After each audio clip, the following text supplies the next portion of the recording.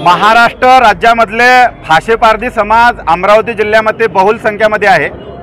या अंतर्गत आम्ही 2005ला भाषेपारधी पॅकेज वेगळं करण्याची मागणी आणि आंदोलन खूप मोठ्या प्रमाणात केलं होतं, पण त्या अनुषंगानं काही तीळमात्र शंका येऊन ते पारधी पॅकेज निर्माण केलं। पारधी पॅकेजमध्ये अनेक पुढजाती आहे, त्या पुढजातीच्या माध्यमातून भाषेपारधी समाजाच्या विकासासाठी गावापर्यंत, तांड्यापर्यंत, बेड्यापर्यंत, वस्त्यांपर्यंत त्यांचा लाभच पोचू शकत नाही, म्हणून भाषेपारधी समाज आज उघड्यावर आहे।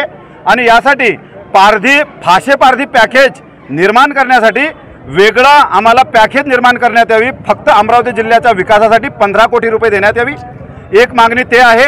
आणि दुसरी मागणी, ज्या इतर समाजाच्या विकासासाठी आर्थिक महामंडळ निर्माण केलेले आहे, त्याच अनुषंगानं भाषेपारधी समाजाच्या विकासासाठी आर्थिक महामंडळ निर्माण करावा आणि आम्हाला सीएमची भेट 10 मिनिटासाठी आम्हाला घडून आणावी, अशा पद्धतीच्या मागणीसाठी आज आम्ही आश्वासन समितीचे अध्यक्ष राज्यमंत्री रविभाऊ राणा याच्या निवासस्थानी आम्ही आलेलो आहे। कारण आम्हाला माहीत आहे सीएम आमची दखल घेतील।